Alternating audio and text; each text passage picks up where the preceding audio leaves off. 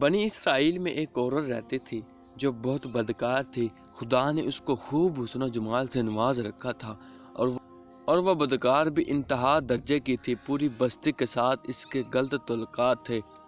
وہ اتنی مالدار ہو گئی کہ اس نے اپنے لیے ایک بڑا محل بنوا لیا اور ایک تخت بنوایا۔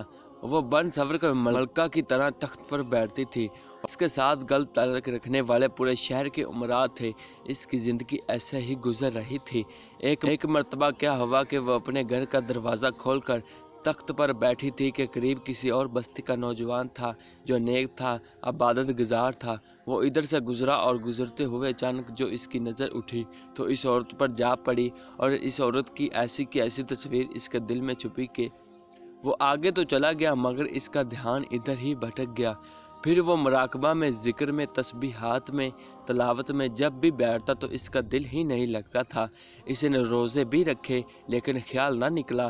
اس نے اپنے آپ کو تکلیف بھی پہنچائی، کئی دن اپنے آپ کو بھوکا پیاسا بھی رکھا مگر اس کے دل سے خیال نہ نکلا۔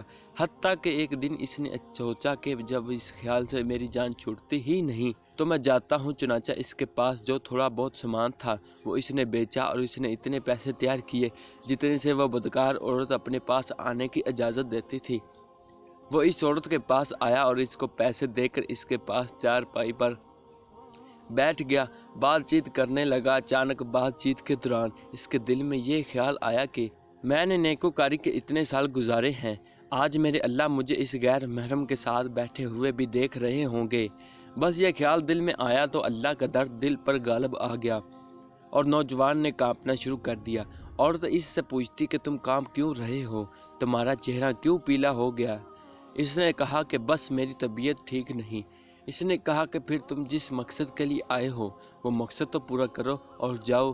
اس نے کہا نہیں۔ وہ بڑی حیران ہوئی کہ آج تک میں نے اپنی زندگی میں کوئی ایسا مرد نہیں دیکھا جو میرے قریب اس طرح چارپائی پر آ کر بیٹھے اور پھر برائی کیے بغیر چلا جائے۔ یہ نوجوان کیسا ہے؟ مگر نوجوان نے کہا اچھا میں جاتا ہوں۔ اس نے کہا تم کون ہو، کیا ہو؟ اس نے بتایا کہ میں اس نام کا بندہ ہوں اور فلانی بستی کا ہوں، اور میرے دل میں یہ خیال آ رہا ہے کہ میں نے اتنی عمر مسلح پر بیٹھ کر گزار دی، آج میرا اللہ مجھے تیرے ساتھ بیٹھے ہوئے بھی دیکھ رہا ہے۔ بس اس کے ساتھ اس نوجوان کی آنکھوں میں آنسو آ گئے اور وہ چل پڑا۔ اب وہ چلا تو اس عورت کو جو تھوڑی دیر کی صحبت ہو گئی تھی اس کی برکت اس کو مل گئی۔ چنانچہ عورت کے دل میں یہ خیال آیا کہ یہ کنوارا نوجوان اتنا اللہ سے ڈرتا ہے جبکہ اس نے گناہ بھی نہیں کیا، اور میں تو سارا دن اور ساری رات گناہوں کا مرتکب ہونے والی ہوں، میں تو خدا سے ڈرتی ہی نہیں۔ اس کے دل میں شرمندگی پیدا ہوئی، ندامت ہونے آنے لگی کہ کروں تو کیا کروں۔ دل میں خیال آیا کہ اچھا چلتی ہوں حضرت موسیٰ علیہ السلام سے پوچھتی ہوں کہ کیا میرے لیے بھی کوئی توبہ کی صورت بنتی ہے۔ تو وہ اپنے گھر سے نکل کھڑی ہوئی۔ اب اس بستی کا ایک بندہ پہچانتا تھا، وہ ایسے نامی گرامی چیز تھی۔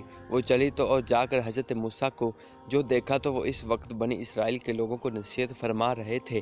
اس نے کسی آدمی کے ذریعے پیغام بھیجا، حضرت موسیٰ سے جا کر کہو کہ میں آپ سے ملنا چاہتی ہوں۔ اب جس کو پیغام دیا وہ بے وقوف تھا۔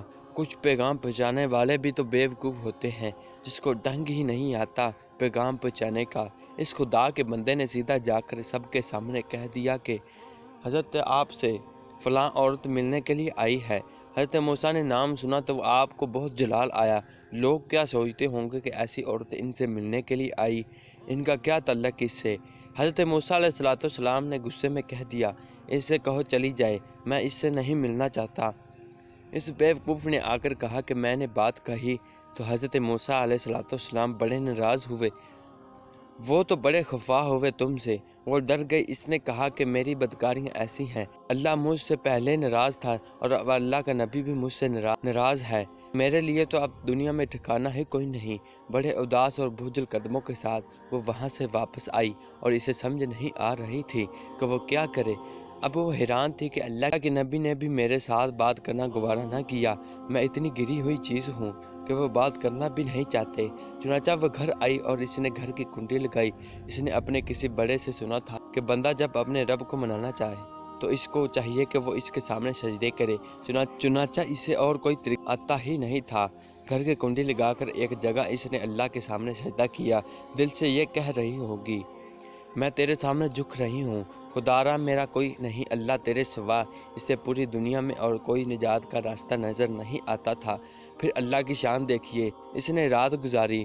اگلے دن اس کے دل میں خیال آیا کہ میں عورت زاد ہوں، اکیلی مکان میں رہتی ہوں، ایک میری خادمہ ہے، تو میں اگر نیت کر بھی لوں تو جتنے لوگوں نے میرے ساتھ بدکاریاں کی ہیں وہ تو مجھے اس میں نہیں رہنے دیں گے، تو بہتر یہ ہے کہ میں اس جگہ کو چھوڑ کر چلی جاؤں۔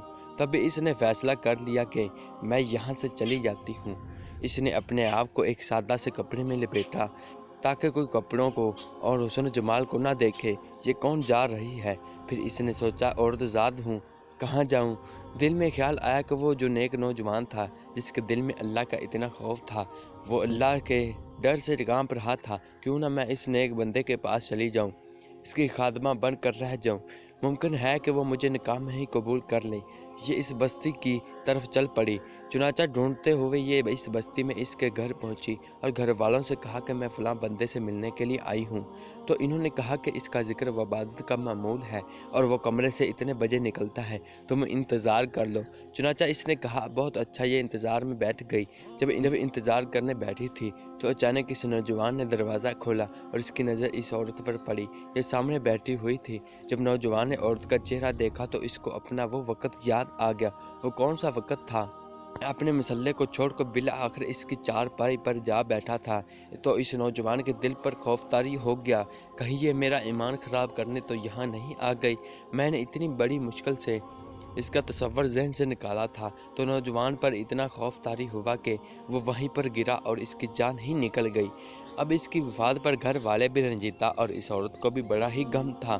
خیر 3 دن کے بعد اس عورت نے اس کے گھر والوں کو بتایا کہ میں تو اس نیت سے آئی تھی، تو انہوں نے کہا اب وہ تو اس دنیا سے چلا گیا، اس کا ایک بھائی ہے، اگر تم مناسب سمجھو تو ہم اس سے پوچھ لیتے ہیں، اگر وہ تمہارے ساتھ نکاح کر لے تو تم اس کے ساتھ نکاح کر لو۔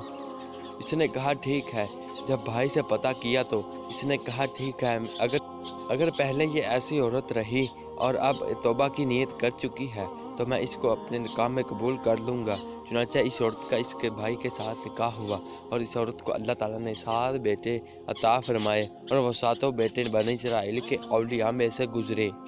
ایسی بدکار عورت بھی اگر توبہ کرتی ہے تو اللہ تعالیٰ اسے 7 ولیوں کی ماں بنا دیتے ہیں۔ وہ مولا کتنا کریم ہے۔ تو دوستو آج کی یہ جانکاری آپ کو کیسی لگی؟ کمنٹ باکس میں اپنی رائے کا اظہار لازمی کیجیے گا اور ہمارے اس چینل کو سبسکرائب کر کے ساتھ ہی بیل کے آئیکن کو بھی دبانا مت بھولیے گا، تاکہ ہمارے اس طرح کی مزید ایک اور نئی ویڈیو آپ تک ہر وقت پہنچ سکے۔ تو دوستو ملتے ہیں اگلی اس طرح کی مزید ایک اور نئی ویڈیو کے ساتھ، تب تک کے لیے اپنا خیال رکھیے گا۔ اللہ نگہبان۔